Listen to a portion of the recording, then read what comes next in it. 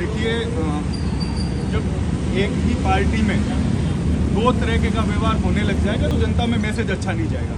हम लोगों ने बगावत की, उसका खामियाजा हमने भुगता। सबने अपने पद गंवाए, मैंने अपना यूथ कांग्रेस का पद गंवाया, पायलट साहब पीसीसी से हटे और सब तरीके की कार्रवाई हुई।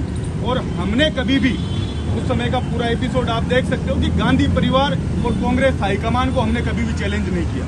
लेकिन जो 25 तारीख की घटना हुई वो इस कांग्रेस के इतिहास में शर्मसार करने वाली घटना है।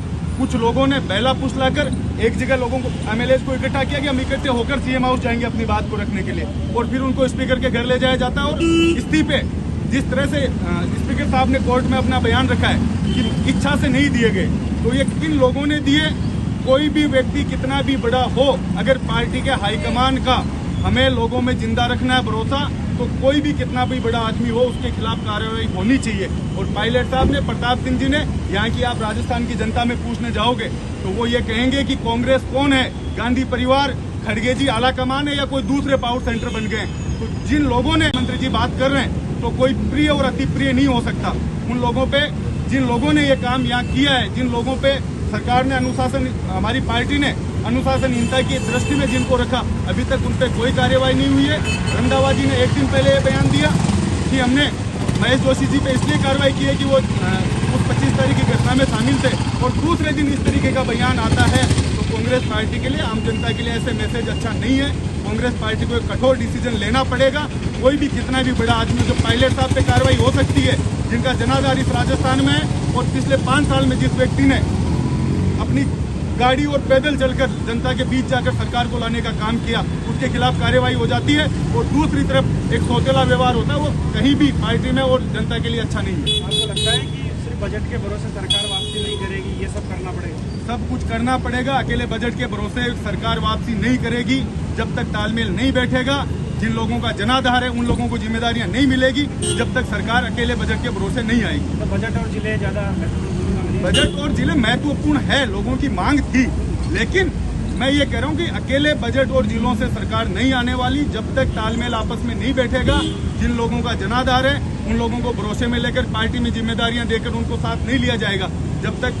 मैं समझता हूँ कि पूर्ण रूप से जो हम लोगों को भरोसा है वो रिजल्ट के दिन को हम खरा नहीं उतर पाएंगे। सबसे पहले तो मैं यहाँ जो अपनी बात को रखने आया हूँ वो ये है कि 19 जिले नए राजस्थान में बने और लोगों में खुशी है।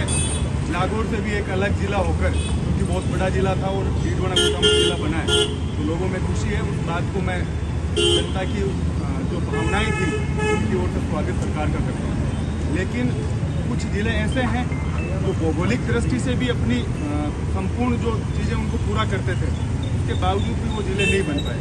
जैसे लाडनू से लगता हुआ सुजानगढ़ जिला।